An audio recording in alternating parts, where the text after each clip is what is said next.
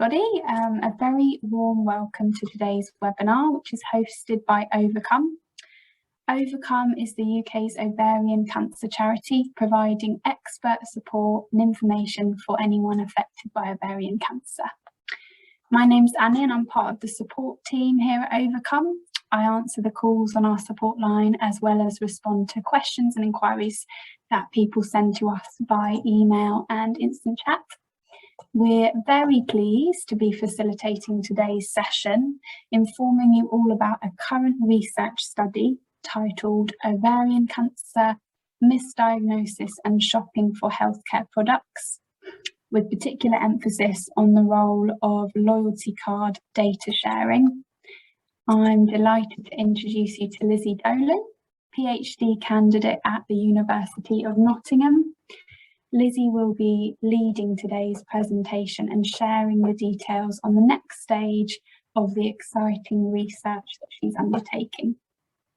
I'm also really pleased to introduce you to Dr. Anya Skotova from the University of Bristol, who is collaborating with Lizzie on this research. There's going to be some time for questions and answers at the end of Lizzie's presentation, so please do drop any questions in the chat box and we'll share them with Lizzie and Anya at the end. I'll hand over to Lizzie and Anya. Thanks very much for joining us. Hi, welcome. My name's Elizabeth Dolan, or everyone calls me Lizzie. I'm from the University of Nottingham. I'm a PhD student there. And I'm working on using shopping data to diagnose disease. And this research I'm going to talk to you about today is looking into how we can use loyalty card data to get women with ovarian cancer diagnosed earlier. I work within the NLab, which is a laboratory that specialises in using commercial data sets, so those like shopping data, for commercial good. And we use a technique called machine learning, but I also have supervisors from epidemiology and human factors in healthcare. So it's quite multidisciplinary. So that means that not only am I looking at the data, but I'm also doing surveys and interviews with people to basically create more findings, and it's one of the best ways we find to work. So this is what I'm going to be talking to you about today, which is our first study, which was a survey study with Ovacome. So I want to say thank you to Ovacome with all their support they've given, and a special thank you to all the women who participated in this survey. So the next thing I'll be doing is showing you what the survey was, the results, and then, as Annie said, showing the next stage study that we want to do. Would you like to introduce yourself, Anya, briefly as well? Just to say hi. Anya's my PhD partner, so she's at Bristol, ALSPAC and the Alan Turing Institute. Hi, everybody. Just a quick one. It's so just to say that it's use of loyalty card data for public good. I think Lizzie accidentally said commercial good, but that's what she meant. Oh, right, no, commercial data for social good. Yes, but yeah, really pleased to join today and looking forward to Lizzie's presentation. No, it's definitely for social good. We use the commercial data for social good. So we take the shopping data and we use it for health research. There's no beneficiaries to the retailers at all. This is for health research. Okay. Thank you for making sure I made that clear, Anya. Okay, so the objective of this study and this research is to gain knowledge from women's experiences about how the pathway to diagnosis of ovarian cancer links with their shopping behaviour. So we didn't just want to know what women were buying, but why they were buying. And how that affected how they got to their diagnosis of ovarian cancer. So I use this to explain. So you first have your bodily change, and then eventually you should be sent for appropriate testing for ovarian cancer. But as we unfortunately know that this doesn't always happen as quickly as we want to, and late diagnosis is a major issue for ovarian cancer, and this late diagnosis leads to a lower survival rate for ovarian cancer than other cancers. So a woman has a bodily change and then they have to decide when to seek help. And they might seek help, but this might not necessarily lead to them being tested straight away or investigations for ovarian cancer. It might not be diagnosed, it might be misdiagnosed. And so you might then have to reassess when to seek help again. And it's this where we wanted to find out where shopping took place along this journey. So what we wanted to do to investigate this shopping, so we wanted to look at loyalty card data, and we worked with and are ongoing working with Ovacome to investigate whether this type of data could be useful in learning more about this pathway to diagnosis. And the first study we did was an online survey. You can see a picture of that and you might recognise it if you participated in that. And we asked the women within that survey, it was very in-depth, over 53 questions about the products that they were buying in response to the symptoms. So the symptoms that Ovacome raises awareness of, so bloating, changing in eating habits, feeling full, abdominal pain and pelvic pain, and changes in bowel habits or urination. And we were looking at types of products you might buy in response to self-manage these symptoms, but also why women were buying these products and the impact these products were having. So these were our results. So 101 women completed the survey, and they were spread all across the UK. The women were mainly unaware of the symptoms of ovarian cancer before their diagnosis, and the majority reported having those symptoms that Ovacome raises awareness of, and that the NICE guidelines, so the doctor's guidelines that they have, and that were recognised in 2000 that women do have symptoms of ovarian cancer. So the women, what our survey first confirmed was that women were having these symptoms. And what we discovered is women were making behavioural changes in response to those to their symptoms, and these were related to shopping. So as you can see, 59 bought non-prescription healthcare products, 39 changed their diet, some bought new clothes, some exercised, and quite a few of these women were did a few of these together, as you can see by the nice rainbow Venn diagram. So women were buying quite a wide variety of products. In fact, this was something that we found quite surprising, that we weren't expecting, that the range of products was much wider than we expected. There were some that we did expect, so pain relief was the most purchased, trapped wind products in response to bloating, and IBS products, and incontinence period products into for the symptoms of urination or bleeding, and constipation products in response to the change in bowel habits. A surprising one was, which we didn't expect, was the under eye cream and concealer products in response to fatigue. So again, so women were definitely buying, and they were buying a wide range of products. Less surprisingly, these products weren't very effective. The majority of women for pain relief, abdominal products and vitamins and supplements were reporting that they didn't work, or they only worked for a very short time.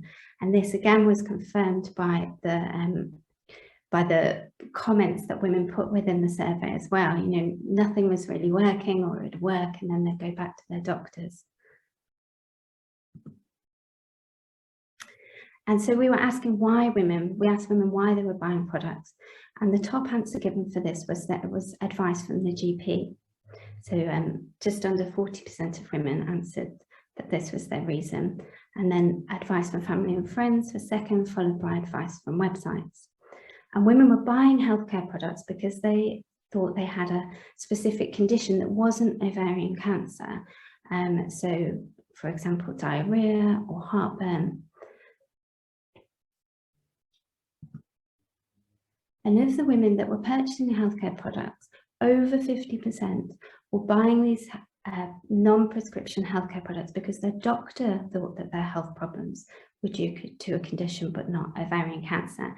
And these conditions were IBS or diverticulitis, menopause and constipation. And the majority of women, 24 out of the 30 women that were buying for this reason, also received a prescription. And you can see these listed along the bottom. So when women purchased these, what they're reporting in the survey is that they were waiting to see if these products would have any effect. And women were waiting for weeks or even a month or more. And women, although less women bought vitamins, if women bought vitamins, they were waiting even longer, sometimes even over longer than a month, to see if these would take effect for their symptoms. So we also ran some statistical testing on the data we got through the survey. And we found that women who bought healthcare products were no more likely to have a longer duration of health problems prior to their diagnosis of ovarian cancer.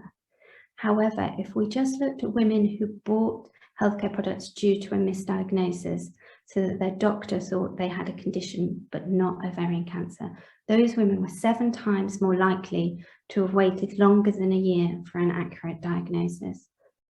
And those women that were had received this misdiagnosis and were taking longer for this accurate diagnosis were actually shopping for healthcare products for longer and buying more types of healthcare products. So this is just a summary of what we found again. So women were definitely making behavioural changes. So previously we only knew this anecdotally, but now we can confirm that women are buying healthcare products in response to their symptoms. The healthcare products aren't very effective in helping the symptoms of ovarian cancer, which is probably why we're seeing that wide range of products that women are trying. And that advice from a doctor was one of the main reasons women were influenced to buy healthcare products. Women were waiting to see if these healthcare products would work. And those women who self-medicated were 7 times more likely to wait longer for an accurate diagnosis if their decision to self-medicate was made after an interaction with the healthcare system rather than independently. So if we think back to that diagram that I showed at the start, and we can see where along that timeline shopping is interacting with that pathway to diagnosis. And finally, because these women there are distinct patterns with these women that they're shopping for longer and they're buying more products, the shopping data could in fact help to investigate this pathway to diagnosis. So the findings of this survey have been eye-opening, and I'm really grateful to Ovacome for helping me and the participants in filling in this survey, because it's really redirected my research to take into account this, where women are shopping and why and when they're shopping. But this the survey data is self-report, so it's women using their memories to recall when they bought products and the product types that they were buying. And this can be incorrect because we can't always remember everything exactly. And also we can also have bias in that sometimes people really want to help the researchers. They might say that things that they think the researcher wants to hear. So what we want to do is take this survey data and we want to see if we can support it with the loyalty card data.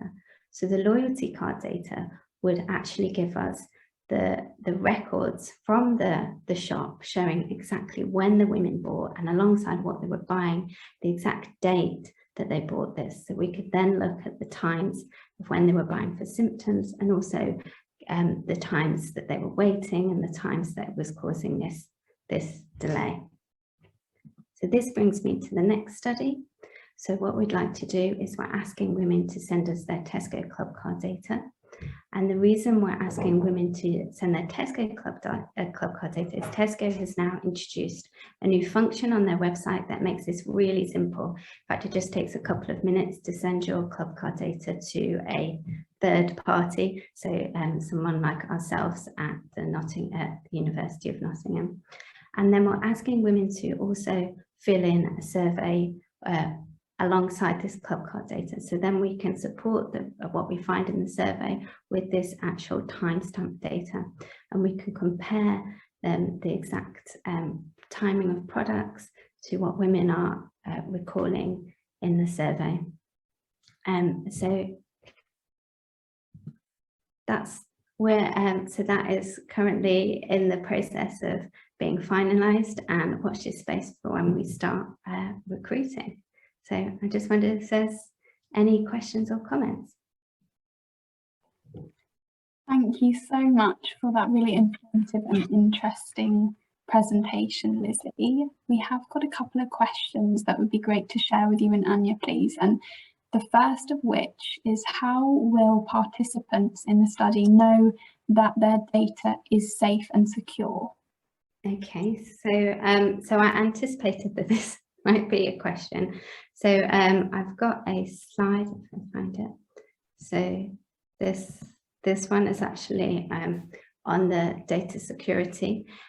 We've had to go through, so currently still going through it, so we have to go through a rigorous ethics process, and we design every single aspect of the study and go through each of the details. So this diagram kind of shows where the data is going and how we keep it secure. So the Tesco data will go from the Tesco website, which is all encrypted, and it will also use our JISC, and the survey data will come from an online platform we call JISC, and the data is all encrypted there, so it's all secure. And then it will come onto our university secure environment again, which will be all encrypted. And as soon as it arrives to us, when I receive it, I will de-identify the data. So all those, any personal data, address, name, location will basically be deleted, and each club card data, each server will be given a SIDO name.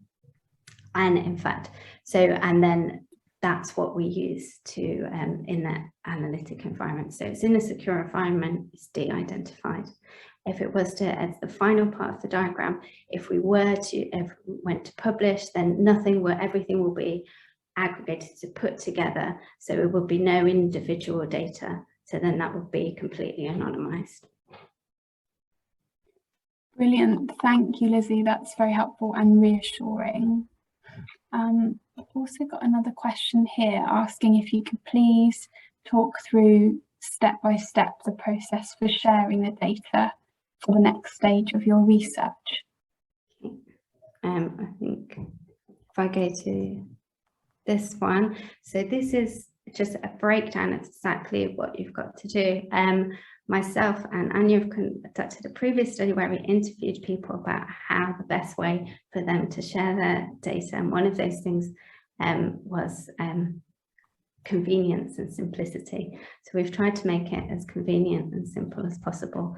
So there will be a link which you click on, and that will give you everything, will inform you all about the study, make sure you know exactly what you're doing, the consent form, participant information. And then there will be instructions on how to share your Tesco data. And then you input and then after you've done that, you input your survey responses. And it's basically as simple as that on the participant side. And then we receive an email from Tesco's and the codes that you will be given to input into the survey from the Tesco website. And then we download the data on our side and do all the de-identification. And then we go on to the analysis, and that's the second part. So most of the work is on our part. Brilliant. That's great. Thank you very much for that really helpful information and talking us through step by step. I don't know if we've got any other questions. Let me just see.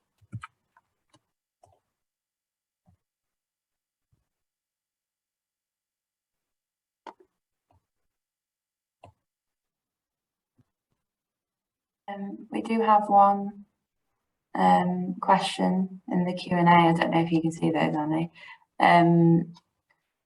So, are there any purchases that may indicate ovarian cancer as opposed to IBS, etc.? So we're very aware that there's obviously going to be other conditions that are going to create, we call it noise, so like IBS. So this is what we'll be looking for in the, so when we look at the data, we'll be looking at what women with ovarian cancer buying specifically to see if there's patterns that can distinguish between these groups, but we are aware that there will be noise from these groups. But what we'll be looking at, if we're looking at patterns in the data, is a change in behaviour. So IBS tends to be a condition which you have throughout a longer time of your life, whereas if you were suddenly to develop IBS in your 50s, then actually the guidelines, the NICE guidelines, are for you to be sent for investigations for ovarian cancer if the doctor was to think that you had IBS. So if the pattern was happening in a woman and changing at that later stage, actually you should be sent for investigations for ovarian cancer. But obviously for those women who've experienced IBS for the whole of their lives, then we probably see that within their shopping data continually. But we are aware that they will throw up noise, so that will be a difficulty or a challenge we'll have to address. Thank you, Lizzie.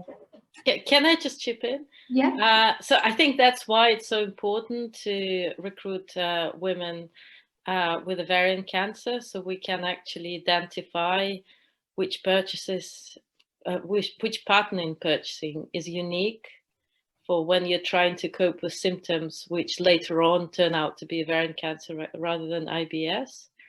Yeah, it's kind of, it's not the case that we will then be able to look at anybody's shopping pattern and say whether they have ovarian cancer or IBS, but what we are trying to do is to understand the timeline of this condition, of the development of the symptoms better. So then we can recommend to doctors how to diagnose it, and how they develop in time, that can be helpful for diagnosis. Thanks, Anya. That's brilliant. Thank you, Anya, and thank you, Lizzie, very much for your time and for sharing this information with us today. I think we will be having more details soon about when this will be going live, so we'll be sure to update that on our channels and keep everybody posted.